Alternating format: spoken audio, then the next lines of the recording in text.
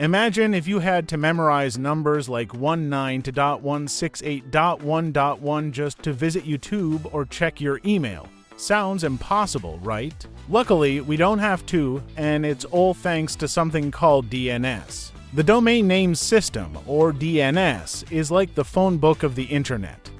It translates easy-to-remember names like Amazon.com into IP addresses that computers can understand. Without DNS, the internet would not work the way it does today. It eliminates the need to remember long IP addresses. And most importantly, it ensures seamless connectivity to sites across the world. It's like having a personal assistant for the internet. Why is DNS such a powerful tool? It is user-friendly, makes websites use easy with human-readable and easy-to-remember names. DNS is scalable, as it supports billions of users. It is also efficient, as the distributed structure allows faster lookups. Lastly, security. DNS can implement safeguards like DNSSEC to protect against threats. Ever notice how quickly a website loads? That's DNS working at lightning speed. But DNS is not perfect. Have you ever been redirected to a suspicious site? That's because DNS has vulnerabilities. DNS is vulnerable to attacks. Hackers can use DNS spoofing to redirect traffic. Other disadvantage is latency. Poorly configured DNS servers can lead to slow connections. Lastly, DNS is pretty complex. DNS requires expert setup for optimal performance. Now, let's talk about how DNS is organized. We begin with root servers, the starting point of all lookups. Then the top-level domains, where it will handle domains like .com or .org. And the last one is subdomains. Initials like www, shop, or blog are part of this layer. But how does DNS actually work? Let's follow the journey of a single URL. Have you ever typed in a website and wondered, where does this request actually go? Step 1. You enter a URL. Step 2. Your computer asks the DNS resolver, "Hey, do you know this IP address?" Step 3.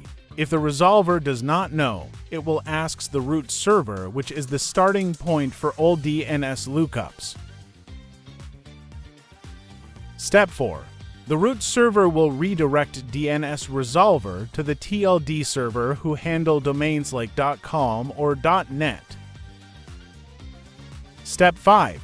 If the TLD server still does not know what the IP address is, it will redirect the DNS resolver to the final level, which are the authoritative name server. Authoritative name server is responsible for knowing everything about the domain, including IP addresses.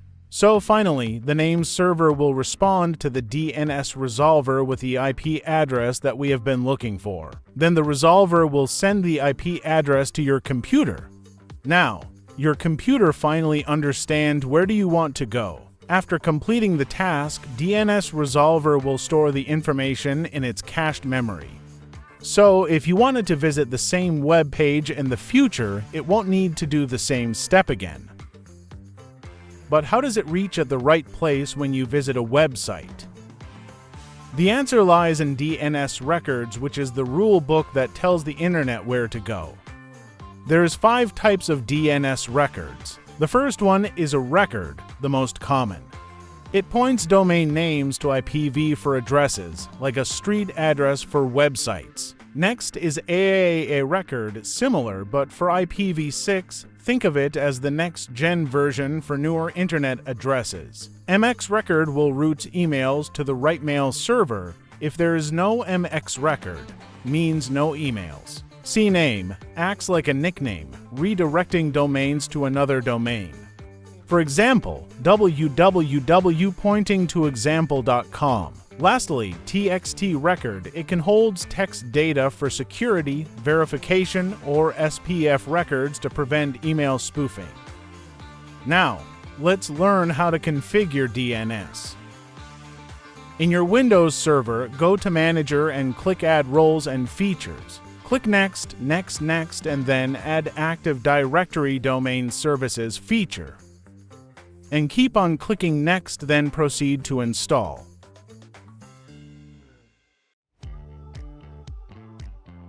Installation may take a while. Once finished, click Close. Click the flag above and then promote this server to a domain controller. Choose Add a new forest, then specify the domain for this server. As for now, we set it to group1a.com. Once done, click Next. Here, you will set the password for your domain.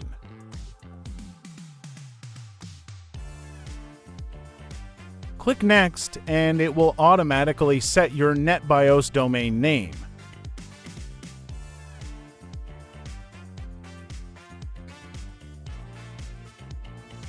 Keep on click Next and then install.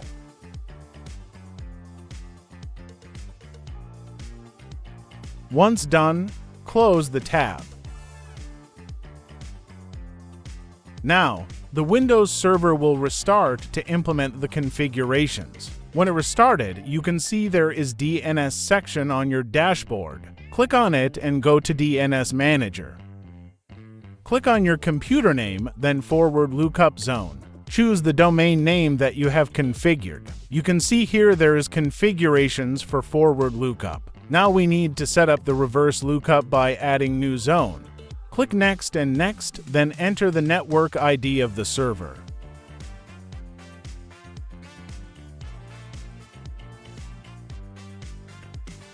Keep on clicking Next to finishing up the setup.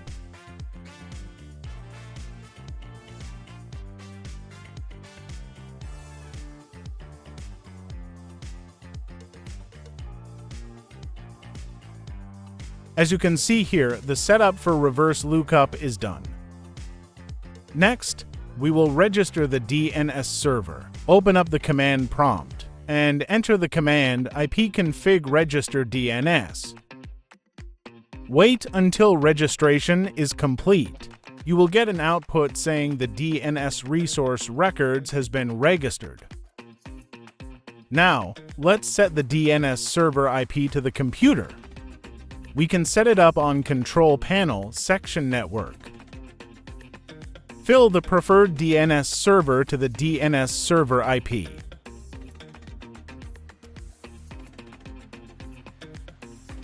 Click OK once you are done.